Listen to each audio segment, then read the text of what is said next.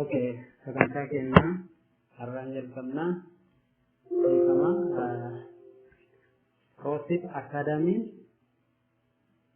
Akaadaamii yeroo ammaa kana sagantaa isaa karaa yuutuubiitiin, karaa telegiraamiitiin, karaa feesbuukiitiin barattoota yaada yookaan fedhii fi hawwii software developing yookaan developmentii software keessatti fedhii guddaa qabanuu fi aksesii tokko dhabaneeranuuf warra immoo knowledge gap jechuun warra koodii yookaan programmingii itti dhidhatu biraan dhaqqabsiisuuf akaadaamii onnatee yeroo ammaa kana isiniif dhiyaataa jirudha. Karaa yuutuubii keenyaa Roosif Akaadaamii jettanii yoo galtan sagantaa nuti torbeenitti si'a tokko yookaan si'a lama isinii gad dhiyeenyu isa sana hordofuu dandeessan. Kanaaf Roosif Akaadaamiin sagantaa isaa guyyaa har'aa jechuun gaafa guyyaa 5/8 bara 2014 tokko jedhee web development tutorials kan jedhu achi jalatti HTML, CSS, PHP fi Java akka sadarkaa sanitti isinii kenna. Iddoon keenya Bulee Horaa Yuunivarsiitii keessa nama hojjetudha. Ani ogummaa waggaa 8 ol yookaan 8.5 ol kan qabu ICT keessatti application development irratti hojjedha. Kanaaf karaa lakkoofsa keenya Duwwaa 9-13-9-45 yookaan Duwwaa 9-40-30-17-39tiin qaqqabsiisuu dandeessan. Kanaaf hundi keessanuu namni fedhii sooftiweerii develop gochuu yookaan misooma sooftiweerii jedhama afaan Oromoffaatiin moosajii akkamiin develop goona, akkamiin misoomsina sooftiweerii tokko akkamiin customize goona, akkamiin koodii isaa barannaa kan jennu as keessatti wal ilaalla. Of course HTML jalqaba. It is a very basic Javaan advanced. Inni object oriented yoo ta'u kun immoo HTML yookaan PHP it is text language dha, markup language dha. Kanaafuu HTML yookaan PHP yoo fayyadamnu CSS fayyadamuu hin jira. CSS fayyadamnee interfeesii peejii keenyaa sirriitti bareechuu dandeenya. Kanaaf taagota jiran, elementoota jiran, attribuutota HTML keessa jiranuu fi CSS keessa jiranuu fi PHP keessa jiran waliin laalla. Javaan advaansii waan ta'eef guyyaa biraa waliin laalla. Garuu tokko inni kan jalqabne HTML dha.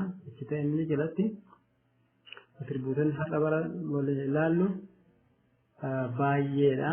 Kanaaf nu faana hordofaan hawwii kenna. Okay. HTML jechuun it is the standard markup language for creating web page. Akkas jechuun maalidha? It is a markup language. It is not object oriented language. It's not object oriented language. It is markup language. It uses text fayyadama creating web page keessatti yookaan web page keenya develop goonu maan fayyadama jechuudha?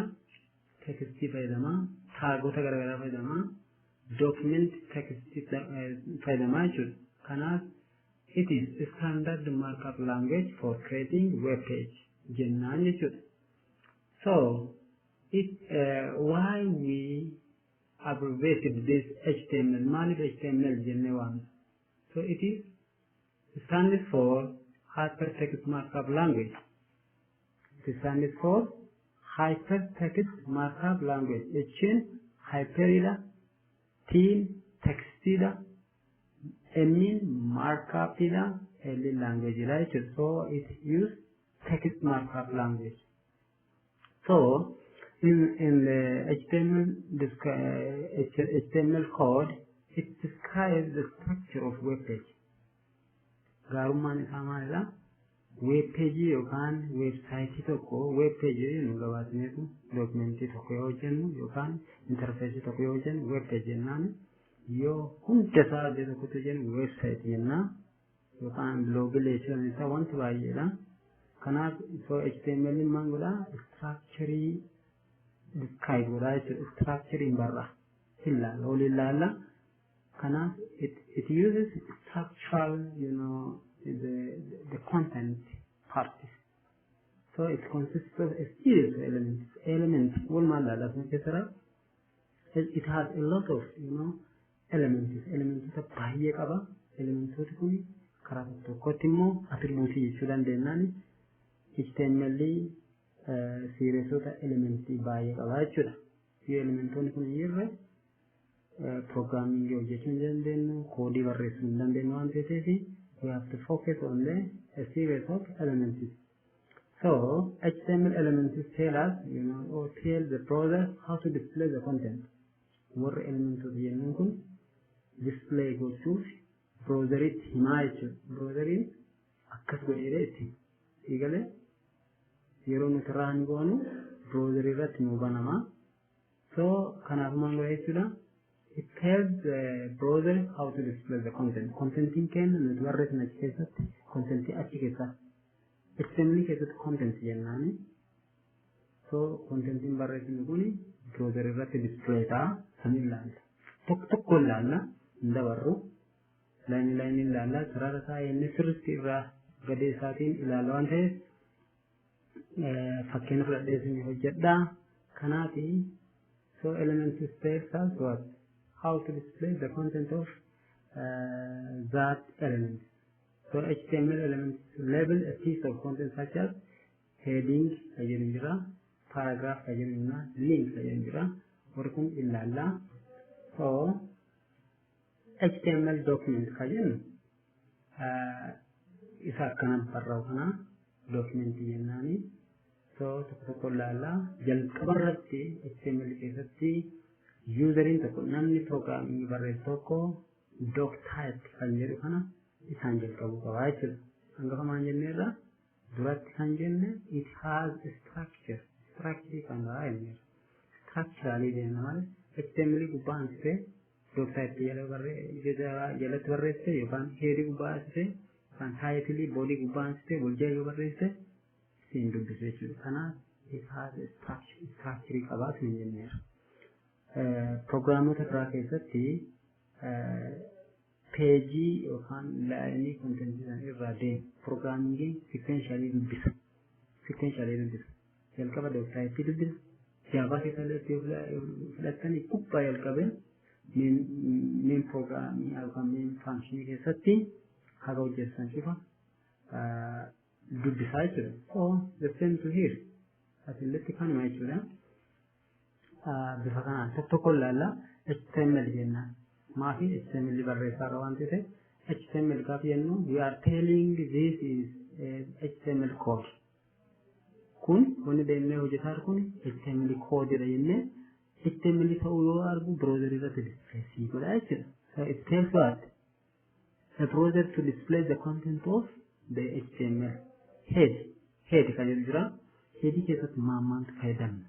Title kan jedhu achi keessatti JavaScript, CSS fayyadamna.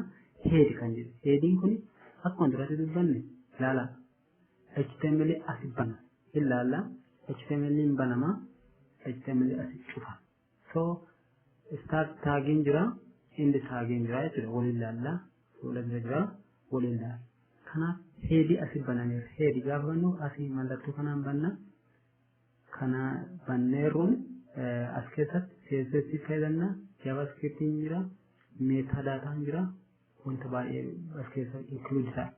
Asii gaditti yoo fayyadamte naannoo boodii kana keessatti ta'uu danda'a malee yeroo baay'ee HTML yeroo fayyadamnu CSS, JavaScript, metadata fa'aa baay'ee language fa'aa describe gochuu barbaadan Amaariff, Ingiliff, Jappaan, Faraans naan fayyadamu as keessatti include gochuu barbaadan as keessa barreessina jechuudha. Achi banameera asi cufamuu isaa maal hin beektanii akkuma kana banameeti garuu mallattoo forward slash kanaan cunnaa jechuudha. Isin galee isa kana. So achi irra yoo dabarre title kan jedhu jira. title nuti document tokko kenna yookaan page web page tokkootiif kennarru itti barreessina fakkeenyaaf asirratti tutor jedhu dandeenya. Maafna waa'ee tutorii HTML barataa jira waan ta'eef Orsif Academy fookasii isaa barattoonni yookaan namni koodii tokko karaa HTML ta'e, PHP ta'e, karaa Java ta'e, karaa PHP framework ta'e, PHP framework kanneen akka Symfony, kanneen akka CodeIgniter, kanneen akka Laravel, kanneen akka Cookie baay'ee karaa kudha lamaa jira framework kudha lamaa kana wal ilaallaa garuu jalqaba nam tokko jenne lama jedhu tokko jenne HTML maal akka ta'e ilaalla, PHP maal akka ta'e, CSS maal akka ta'e, CSS jalatti immoo Bootstrap maal akka ta'e ilaalla waan ta'eef so ammas jalatti maal baratara title bakka jedhu kun title as baname isa cufameera asitti cufameera kana qofamaa fi title kan title jennu tutor fakkeenyaaf peejiin kenna waa'ee tutorii isaa tutor yoo akka C++, Java waan sanarratti yoo ta'e taayitiliin kenna taayitiliin kun gubbatti bahaa jechuudha. Raaffinootis gubbatti bahaa gaafa siin jedhu garaa nama ibsanu asirratti hin taane look register system fayyaduun kun this is a title for this page. Kanaaf register system fayyadu asirratti gaafa barreessan gubbaa sanarratti of bahaa jechuudha. Walilaa tokko ilaalu waan ta'eef sodaatna. Koodiin immoo filaan jaallatu maan jaallata ugga gaafata ugga jechuun maalidha suutumaan gara koodiitti galtee halkanii guyyaa koodii kana experience goota muuxannoo jajjaba fudhattee achi tokko lama sadi afur jettee koodii keetti sararaan barreessuu jalqabda jechuudha. Akkasitti na hubadhaa boodiidha. Boodiin gaafa asii banamu eessatti cufama asitti cufama nestididha jechuudha. HTML yeroo baay'ee nestidha. Nestid jechuun koodii tokko yookaan taagii tokko keessatti banuu dandeenya. As keessatti yoo biraa hubatan HTML taagota baay'ee akka heading, title, body, h, p kanneen maal godheera taagii yookaan nesti godheera baay'ee fi jala qabaa jechuudha. Amala akkasii qaba. Amala taagota yookaan elementoota garaagaraa fi jala qabaachuu qaba jechuudha. HTML kanaaf body asii baname as jala immoo h jechuun immoo headingidha. Heading jechuun first headingidha haga jaatti jira. H5, H6, H4, 3, 2 tokko kaasee haga jaatti gaafa H1 fayyadamu guddaa goona jechuudha. Heading keenya mata duree kana jechuudha. Mata duree heading guddaadha. Gaafa xixiqqeessuu barbaadanidha. 5, 6 yookaan barreessuu dandeettan 5 yookaan 6 fayyadamtanii H6 asirratti H6 godhanitti cuftanii jechuudha. P jechuun immoo paaragiraafiidha. Paaragiraafii kana immoo asii bannee asii jechuudha. Paaragiraafiin keenya akka waliirraa hin manne bifa saniin nu hojjetaa jechuudha. Kanaafuu this is HTML basic document or tags jennaan warra kanaani. So let us come to here to explanation gara explanation isaatti yeroo doc type HTML kan jennu jalqabarratti galmaa'aa ni jira. Inni kun maalidha? Waa'ee isaa yoo ta'e it declares or defines the document is in the HTML document. Declaration defines it is what? Declaration defines. Bakka nuti declare itti goonu. Doc typing kenna HTML dha jennee bakka nuti define itti goonu. Asitti define gootee taanaan doc typing keessa maal akka ta'e browsering keessa beekaa jechuudha. So kamramaan jenna elementii ilaalle. Elementii jechuun maalidha? HTML'n elementiidha, heading elementiidha, titling elementiidha, body'n elementiidha. H waannin yookaan heading jechuudha. H jechuun heading bu'a. Heading waanidha. P dha. Kan ufaamtu baay'ee ilaalle fuulduratti taagii jedhama yookaan immoo elementii jedhama. HTML keessatti warroonni kuni isa kanaan koodii barreessina waan ta'eef xiyyeeffannaa keessan asirraan fageeffatina. The HTML element is the root element of an HTML. Isa jalqabaati. Jalqabarra waan jiruuf inni jalqaba kennamuu qaba. Asirratti ilaaltanii kennamee duuba gara taagii biraatti argina jechuudha. Heading immoo it is element contains meta information. Meta information in qabata jechuudha. Meta information jechuun meta or information bias keessa include goona ilaalla. Waliin ilaalla. Don't worry for that. Waliin ilaalla. Title immoo bakka title itti kennu isin jedheera. Body immoo bakka body itti barreessu. Maal jira? Heading jira, body jira, footer bakka jalaa kana jechuudha. Yeroo baay'ee yoo dhuftanii ilaaltan naannoo kanaan footer jennaan, isa naannoo kanatti barreessinuun body jennaa, isa kanatti barreessinu immoo header jennaan. So akkasitti na hubadhaa. Tokko kun gaafa example fudhannee yookaan fakkeenya fudhannee hojjennu isinii gala waan ta'eef body keessatti it is defined the document is body. Body jechuun bakka documentiin keenya contentii baay'ee keessatti qabatu jechuudha. So it is a container for all visible content. Wantoota visible ta'anii jiranii, wantoota visible hin taane jiranii, wantoota visible taanuuf maalidha inni? It is a body. You know, heading is visible content ila, paragraph is visible content ila, image is visible content, and hyperlinks, tables, lists. These all are visible content that could be just included in the document's body. Document body is included. So H1 is a large heading. Heading ila. Ini kun heading dia na baye. Heading jira, asirratti immoo maaltu barraa body barraa jechuudha. Kana explanation gaafate this is what? This is body. Body waan kanaaf jechuudha. Kanaaf is a paragraph. So elementii keessaafi paragraphidha. HTML elementii maal akka ta'e? HTML elementii is defined by start tag. Start tag qaba, end tag qaba jechuudha. So tag name asii barreessina. Marratti eessatti asitti banamee asitti cufamaa jechuudha. Tag name the same tag name qaba jechuudha. The HTML element is everything from the start tag to the end tag. The HTML element is everything from the start tag to the end tag. So H1 is heading ila, first heading ila, two gaafa sibarreessanu, second heading ila, asirratti heading biraatti jira jechuudha. Mal heading biraatti jira jechuudha. For gaafa tan diqqaataa deemu headingin jalqaba kana wajjin deemu gaafa asirra dhufnu look to here. So look at here gaafa asirratti click goonu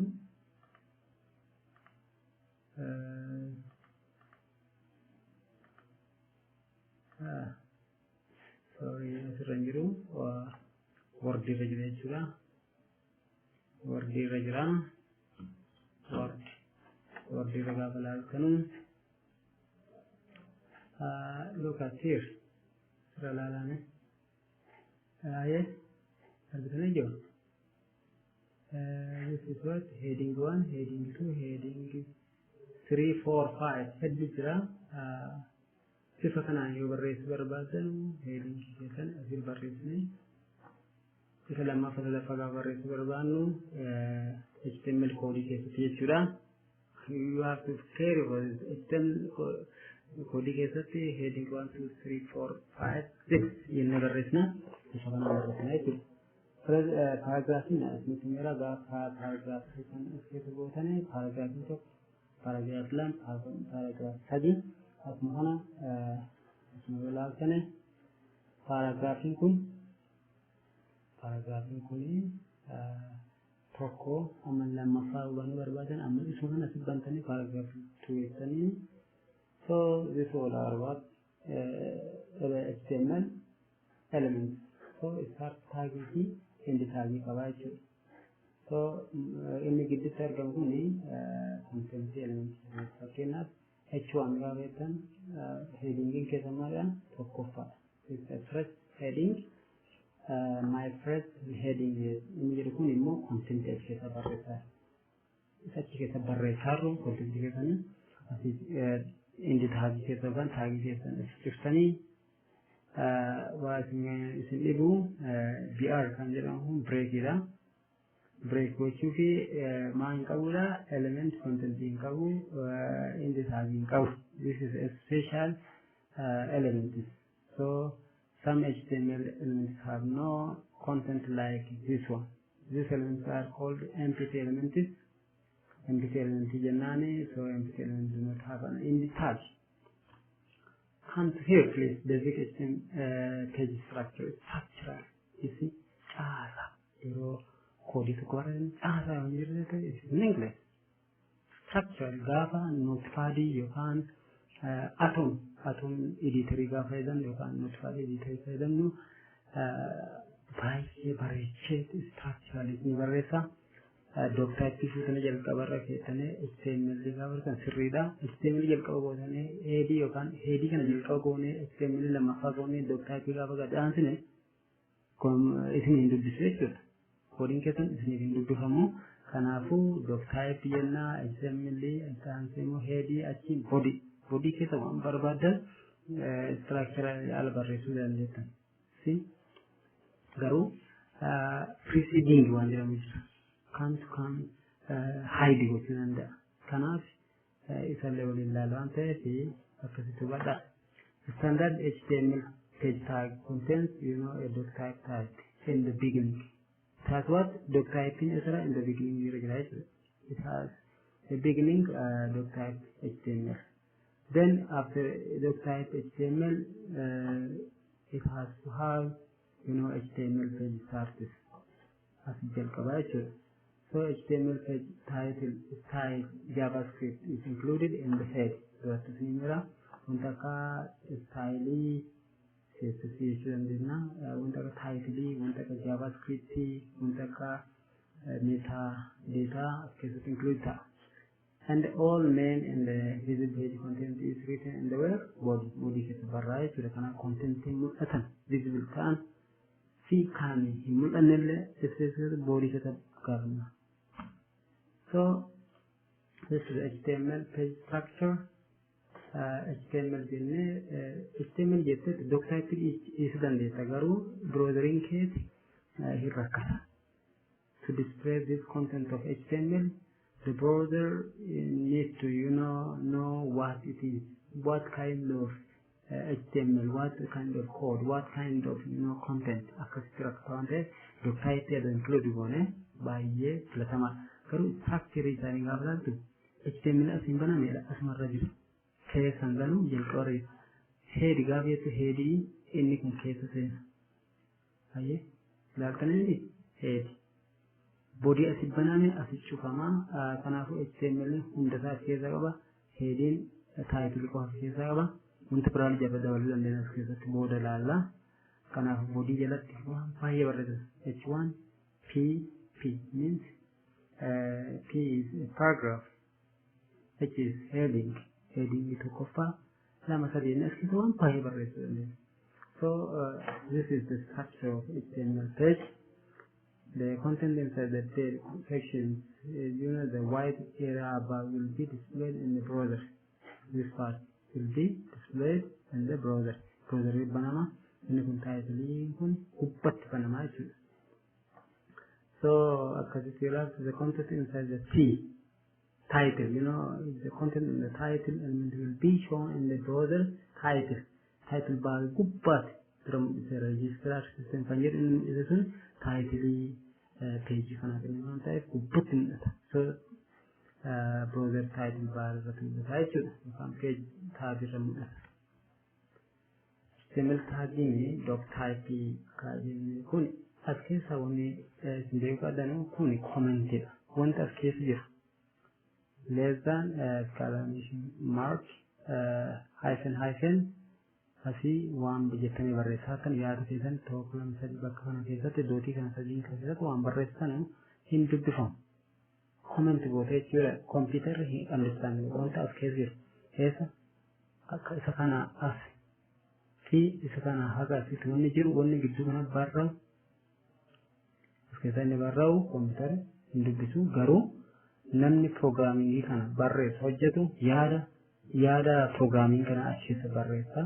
Commenting on Kesa, commenting boy Samara, developeroonni sadii afurii jiraatan warri sooftiweerii hojjetan sadii afurii jiraatan maaltu as keessaa akka hojjetamaa jiru komentii kana keessatti dubbisaa deemaa jiru. Dooktaayip jennee dooktaayipiin jalqabarra HTML jalqabarra jira.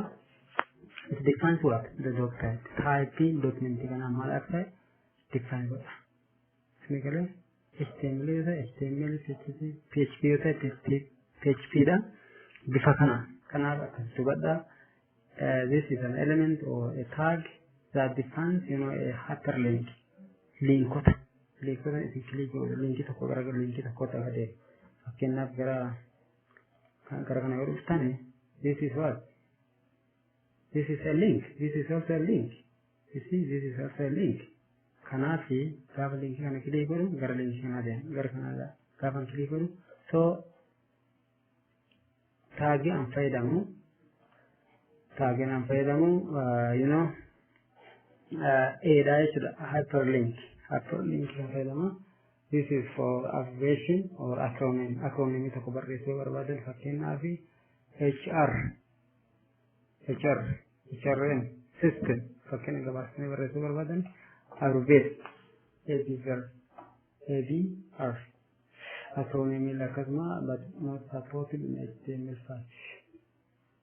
Yeroo baay'ee HTML5 keessatti supported miti. Address kan jedhu illee taagidha. Addressota barreessuu barbaadan content information like author kanneen akka phone number, email, name, contact information barbaadan you have to just include this all. Applet not supported in the HTML5 is embedded or an object embedded which you barbaadan applet. So it depends on applet embedded applet. Area depends on area and certain image map. Fakkeenyaaf maappiin tokko jira. Bakka sana mul'isuu barbaanne fayyadamnaa jechuudha. Article depends on article gochuu barbaada. This is an advance for all, but as keessatti kan barannu wanta akka big isa duraa keessaa inni kun sirriitti barannaa. Address ilaalla, area ilaalla, area kana ilaalla. As keessaa jechuudha. Garuu adaduma barannu master gootanii hin barannu. Body kan jedhu taagidha ilaalleerraa. Kun immoo single line breakidha. Laayinii tokko break gochuu barbaadan yookaan gabbuu barbaadan taanaan BR kan fayyadamnaa. Betanii jira. Betanii clickable betanidha. Wantoota akka betanii kan duratti kilikiidhaan ture sun betanidha. Betanii yoo kompiitara keessatti yookaan peejii keessatti galchuu barbaadan betanii fayyadamnaa. Canvasii yoo fayyadamuu barbaadan wantoota graphics, draw graphics on the fly via scripting usually JavaScript fayyadama. Isa kana fayyadamnaa jechuudha. Caption jechuun yeroo teebilii maqaa teebilii kennuu barbaadan captionidha. Caption galchina. Caption fayyadudha. Fakkeenya barreeffama keessan center yoo fayyadamtanii CSS yeroo baay'ee use HTML5 keessatti centeriin amma unsupportedidha. So we have to use CSS. CSS maal akka ta'e tokko waliin ilaalla. So it defines center textiin keenya gara centerii akka ta'u naannoo kanatti fakkeenya tekstii kan naannoo kana fiduu barbaadne centeriin godhii jennaan kompiitara. Okay, this is a site. This is a title of work. Fakkeenya saayitiin wantoota citation warra research hojjetanuuf koodii maal akka ta'e, call group, data list, add, del, none kana ilaalla. Come here please. The most important part is div. Skesa div maal akka ta'e division ila. The division is sectioning can happen. Divisioning this is one division. This is another division. You see, this is another division. Amal division graph case as left division la masad basu dande. Kana lal. This is for to embed an external application into the algorithm embed with your field set.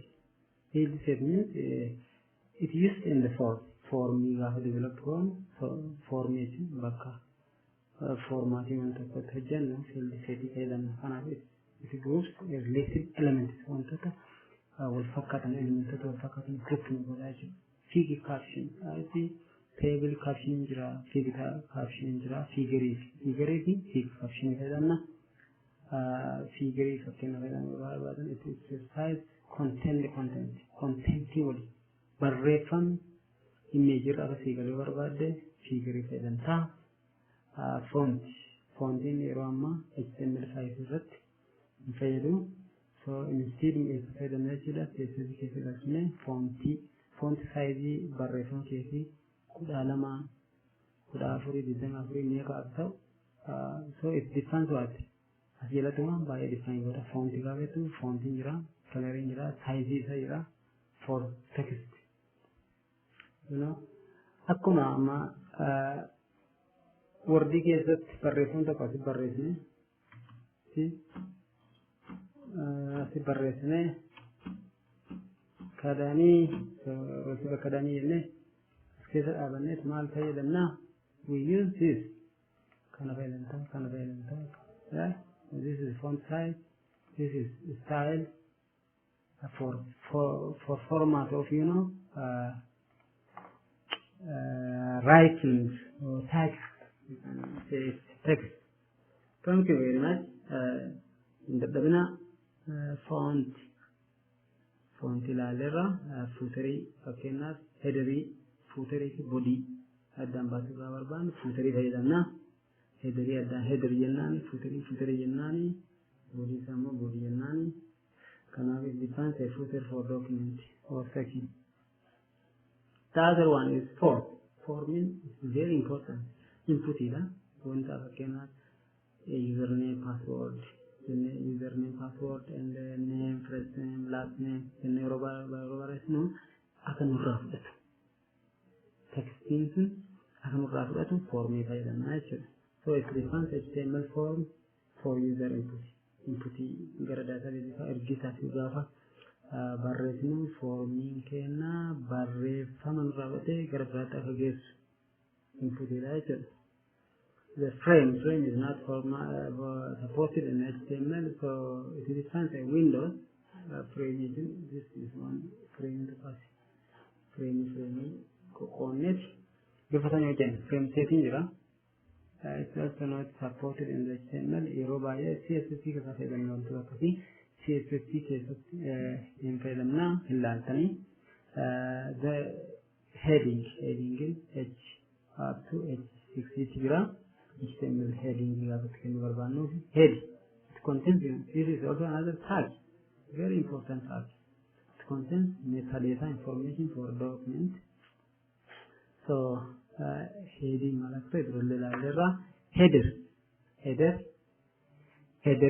it defines like footer is footer header define document section document header body footer gaaf jechuu barbaannu header immoo header bakka header jechuu barbaannu fakkeenyaaf let's back to here this is an header nama header keessa barraa'e hoomiin programming inni kun as keessatti galmeera footer yeroo baay'ee asirratti barraa wantoota akka copyright wantoota akka email jala kanatti footer this is a body wantoota akkasii barreessuu yookaan document keenya keessa galchuu barbaanne akkasitti fayyadamna jechuudha. The other one is HR. HR means it is a automatic change in the content. So line kana galchuu barbaadan taanaan asii ol kaafis HR fayyadamna so horizontal line. HTML ilaalera it defines the root of HTML.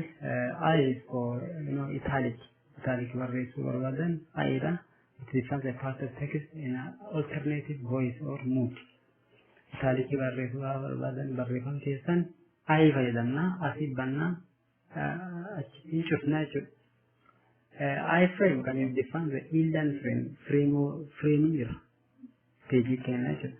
Page keenya jira page jalatti immoo frame inline jechuun frame keessa define gochuu barbaanne iframe jennaani image gaaf galchuu barbaanne defines an image so image kan ala externally fiduu dandeenya jechuudha image keenya kasirragal input lallerra it define an input control no faida user access username password first name last name jirre jenne gaafa itgalchen inputin kun yoo jirre ungal jechuudha kanaaf illaan tokkoon example keessa waan laalluuf inputin maal akka ta'e taabota sirriitti beekuun barbaachisaa kanaaf keyboard irraa akka isin fudhatu akka keyboard isin irraa fudhatu keyboard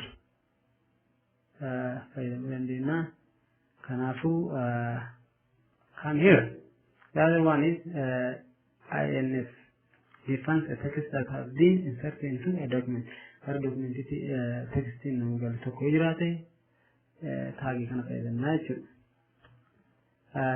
label is very important by the way bootstrap keessatti labeling baay'ee waan barbaachisuu fi sirriitti hubadhaa defines a label for an input element for input element for many things you can use a label tag legend tag is also another caption for field set element field set is yeroo baay'ee legend fayyadamna legend kin barreeffama asirra dhufu fakkeenya asirratti legend sanas barreeffame asirra taa'aa jechuudha illa we can see it together toward for that the other one is LI means it is a list item to list item is a list which you are to column set yokan circular shape fayyadamtane list which you are barbadanu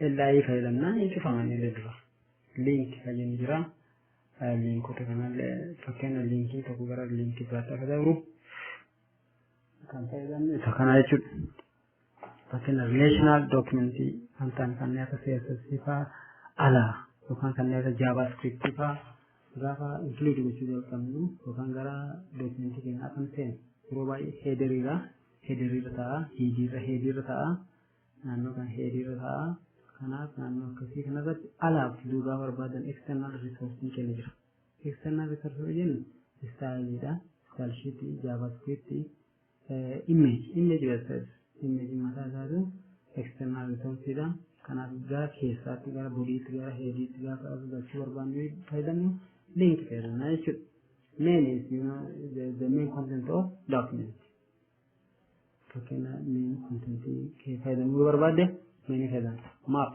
in order to display a map on your web page you have to use map kan jira is highlighted what text highlight kan sigo gaafa barbaadde isa kana fayyadamta jechuudha you see for example let me take this one highlight this one is usable baay'ee barbaachisaadha kanaaf maalti fayyadamna kanaaf metaani yeroo baay'ee headii keessa jiraata so it defines a meta data about HTML document kanaaf hubadha meter kan jira it refers to scalar measurement within a known range fakkeenya range beekamaa tokko scalar kan ta'e measurement isaa hojjettanii gaafa display gochuu barbaadan you have to use this one so the rest one is nav means it is a navigation link yeroo baay'ee gubbaa fakkeenya home gaawwan about wanta akkasii barreessina so this is a navigation or it is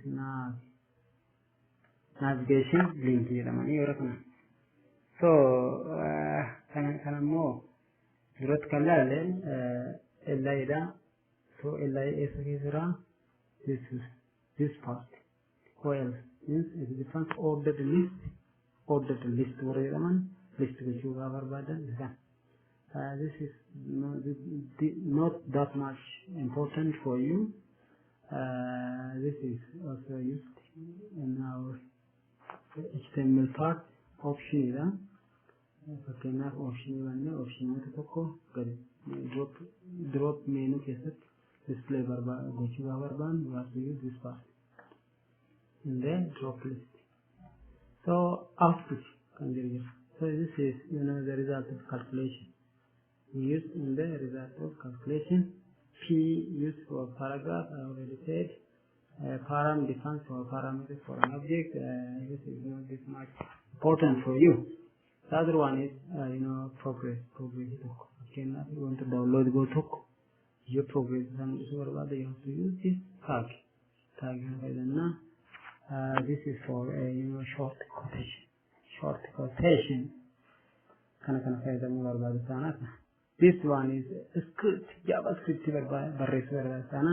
heady JavaScript, style sheet, metadata, heady case JavaScript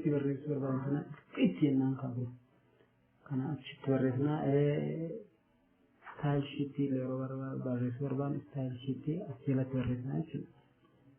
so you have to know this one. Defines a client-side script. Client side is not server side. It is client-side script. Defines.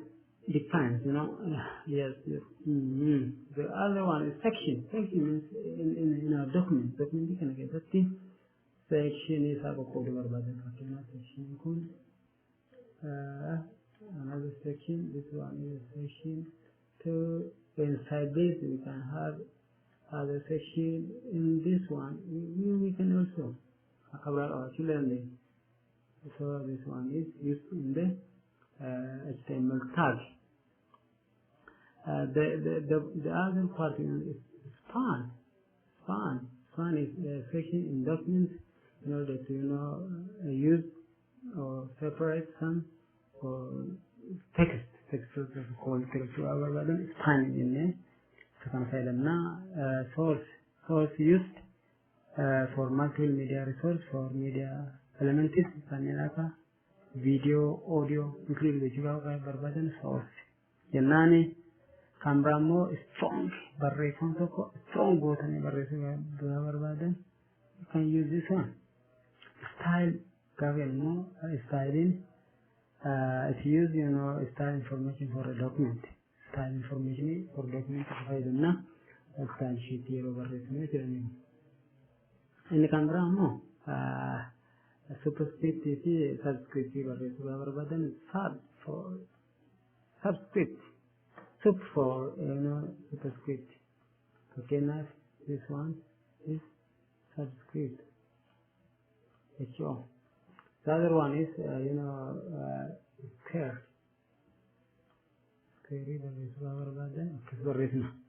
So subscribe subscript HTML case summary summary strike dead or S instead of HTML 5 onto the support want to come extract from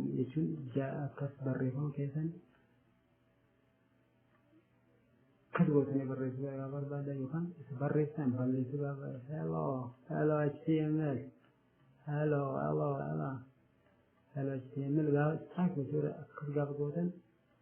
table extract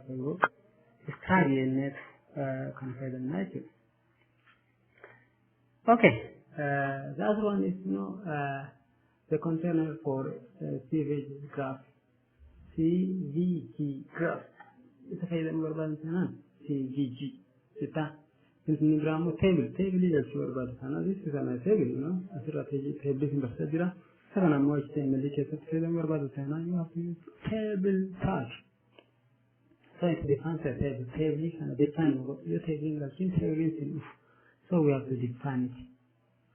The other one is T-body. Table body in the backup body. Backup table that's the T-body. So it groups the body content in the table. The other one is TD. TD is a cell in table. That's table. This one is 1 TD. This is 2 TD. TD2. This is a table. So the table TD la. template can don't worry for this. Template it's a container for content that should be hidden in when the page is loaded. Your page is loaded on back in hide it. So you should text area and text area again. Barreeffama keessan text area erguu barbaadde kan barreeffama ta'an this is a text area. Kan duratti input this one is input. Fakkeenyaaf name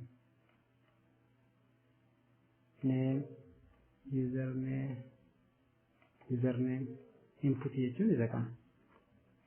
This one is text area. Text area. So this is a text area we can use in the HTML. Not only in the HTML, we can use in many programming. T-foot is a footer that contains that groups the table and the footer content. Footer keessatti bakka fayyadaman TH is different header. Fail mata'e keessatti fakkeenyaaf headerii fakkeenyaaf username password this what jechuudha. Asirratti immoo username Alex akkuma barreessuun TD inni kun immoo TH dha. TD ta'uu danda'a. Fakkana TD illee fayyadamuu dandeenya. TH gaafa fayyadamne garuu bolding ta'a barreeffama kuni akkasitti badha. TD fi T-body bakka bakka heedi ittiin barraa'u teebilii keessatti jechuudha. Fakkeenya gaafa fudhan walii ilaalla. Time barreessuu barbaadan ta'inaan you have to use this title barreessuu barbaadan ta'inaan you have to use title tag TRS for row barreeffama teebilii keessatti row barreessuu barbaadan ta'inaan you have to use TR TT it does not support in the HTML, so instead we use in the CSS it becomes teletype text okay navi 00 duwwaa sagal ifama duwwaa sagal jennet kudha sadi gaafa barreessu teletext nu define gochaa deemaa jechuudha. Akkasuma hubadhaa. Kabra immoo underline barreeffama keessan akkas jedha akka isin sarara barbaadan use kan jechuudha. Underlined style and different normal text. So you fayyadamna UL ni duratti OL ni ordered list dha asitti immoo unordered list dha. List unordered ta'e ka fayyadamu barbaadnu UL fayyadamna. So var is for variable video embedded in the content key system indicated the video include barbaadan you have to use video. Thank you very much. Asirratti baay'ee nattamsanettanii sagantaa keenya guyyaa guyyaan gadhiifam hordofuu barbaadan ta'inaan Roosif Akaadaamii subscribe gochuu hin dagatinaa. Yeroo hunda like share godhaa wal dhaqqabsiisaa. Yeroo dhufutti immoo koodii jalqabna.